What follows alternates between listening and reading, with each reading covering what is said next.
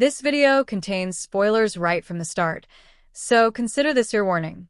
Smile 2 has just hit theaters and honestly, it was surprisingly great.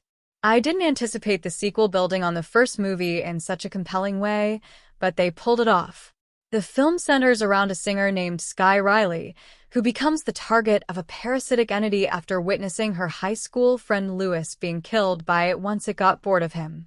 The movie is packed with moments that blur reality and hallucination, and the ending takes a major twist that makes us question what was real all along. Let's break down what happened, explore the nature of the parasite, and discuss where it might go next.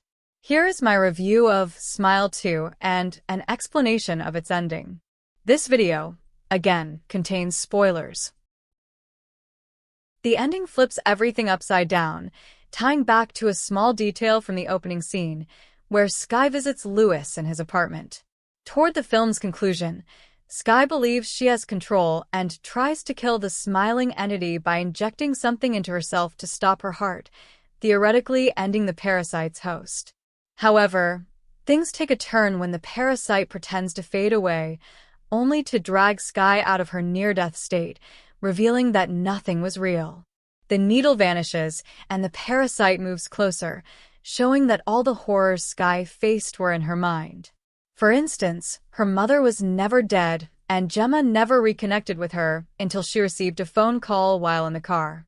Even key events like the charity gala and her on-stage breakdown might never have happened because her tour launch went smoothly.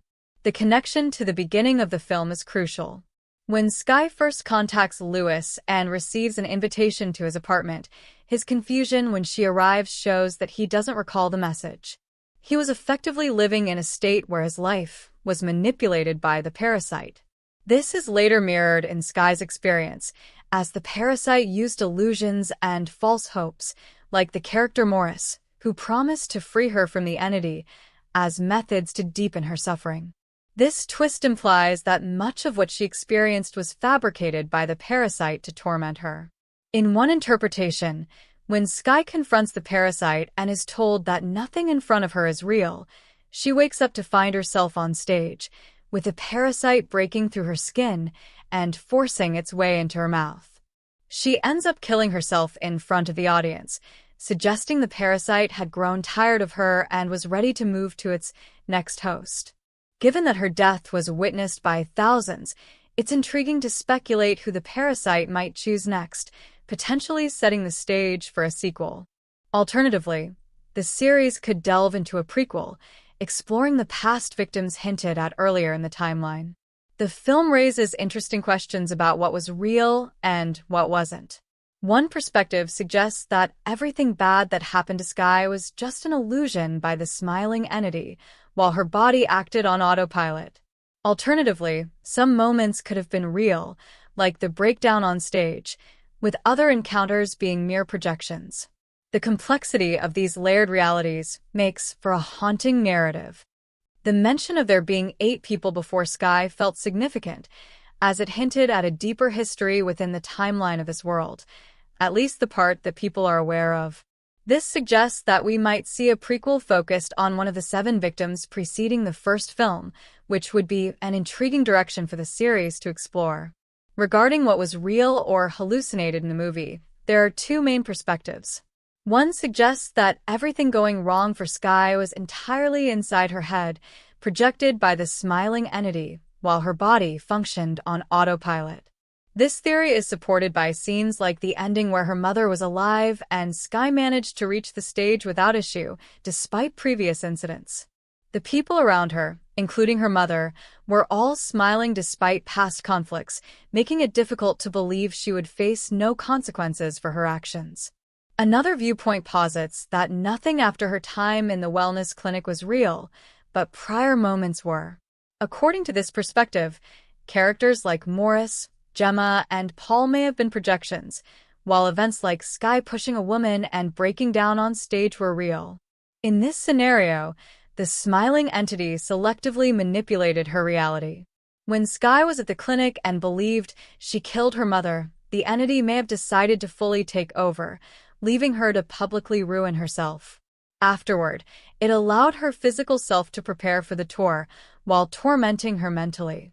This selective blend of reality and hallucination paints a more complex and chilling narrative, suggesting the parasite was controlling her life in a dissociated state.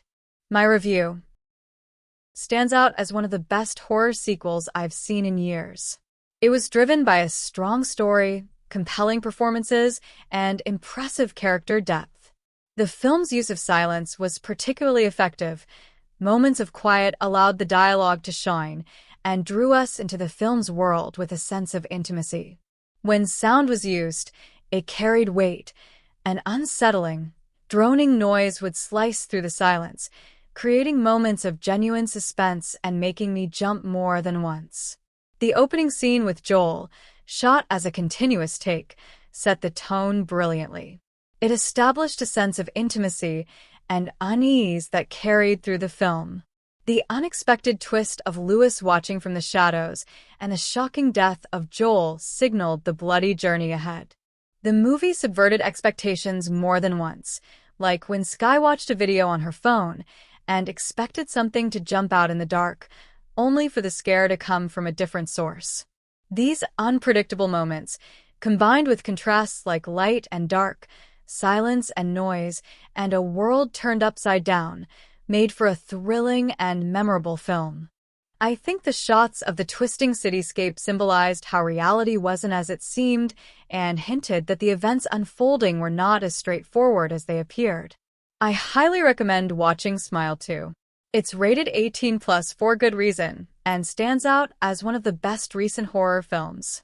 It was visually impressive, the performances were outstanding, and it genuinely made me jump. The series feels like it's crafted with genuine care, and I'm hopeful for a third installment. That's my review and explanation of Smile 2. If you're interested in seeing more breakdowns of your favorite TV shows and movies, visit my channel. What did you think of Smile 2? Let me know in the comments. As always, thanks for watching, and I'll catch you in the next one.